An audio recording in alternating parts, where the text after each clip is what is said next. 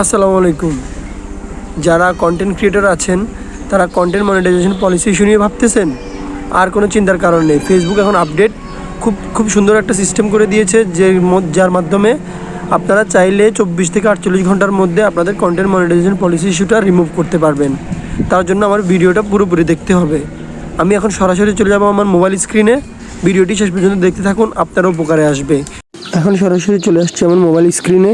দেখতে পাচ্ছেন Facebook official যে অ্যাপটি, আমি অ্যাপটিতে ঢুকলাম।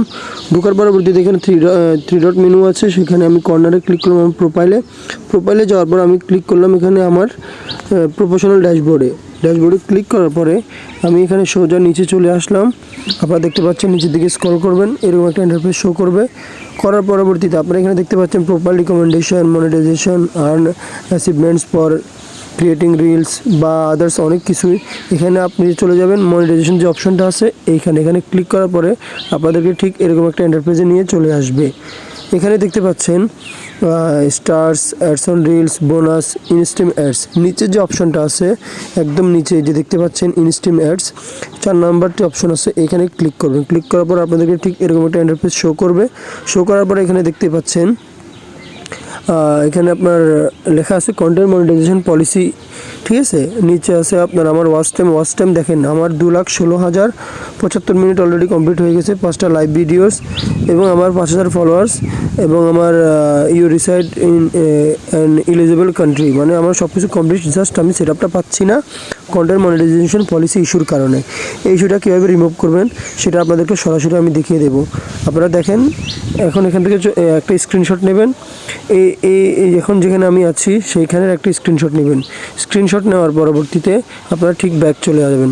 ব্যাক চলে যাওয়ার পরে আপনারা একটু উপরে যাবেন, উপরে গিয়ে আবার এখান থেকে ব্যাক চলে আসবেন। ব্যাক চলে আসার পরে দেখেন এখানে দেওয়া আছে আপনার ক্রিয়েটর সাপোর্ট, প্রফেশনাল ড্যাশবোর্ডের নিচে মার্কেট প্লেসের উপরে ক্রিয়েটর সাপোর্টে ক্লিক করবেন, ঠিক আছে। ক্রিয়েটর সাপোর্টে ক্লিক করার পরে দেখেন এখানে দেখা যাচ্ছে অনেক কিছুই, Meta verified account management, content and audience tools, stay safe, monetization, give feedback. আপনারা গিভ ফিডব্যাকের উপর মনিটাইজেশন যে অপশনটা আছে ঠিক সেখানে ক্লিক করবেন। ক্লিক করার পরে এরকম একটা ইন্টারফেস শো করবে। এখানে সোজা নিচে চলে যাওয়ার পরে দেখবেন এখানে policy guidelines, making money with স্টার্সের নিচে যে অপশনটা পলিসি গাইডলাইন্স, এখানে ঠিক ক্লিক করবেন। এখানে ক্লিক করার পরে আপনাদেরকে ঠিক একটু ইন্টারফেস নিয়ে আসবে। নেওয়ার পরে এখানে দেখেন অ্যাবাউট ডিমনিটাইজেশন, এখানে আবার লেখা আছে অ্যাপেল এ ডিমনিটাইজেশন ডিসকাশন। এখানে আপনারা ঠিক এখানে ক্লিক করবেন। এখানে ক্লিক করার পরবর্তীতে এরকম একটা ইন্টারফেস চলে আসবে। এখানে আসার পরে মেইন কাজটা হচ্ছে এই কাজটা যদি আপনি করে দেন তাহলে 24 ঘন্টা থেকে 48 ঘন্টার মধ্যে আপনার কন্টেন্ট মনিটাইজেশন পলিসি সেটা চলে যাবে। ঠিক এখান থেকে নিচে স্ক্রল করে নিচে আসবেন। নিচে আসার পরে দেখেন আপনি এখানে দেখেন দিস ফ্রম একটা অপশন আছে, এখানে ক্লিক করবেন। এখানে ক্লিক করার পরবর্তীতে একটু টাইম নেবে। টাইম নেওয়ার পরবর্তীতে আপনাদেরকে ঠিক এরকম একটা ইন্টারফেসে নিয়ে চলে আসবে।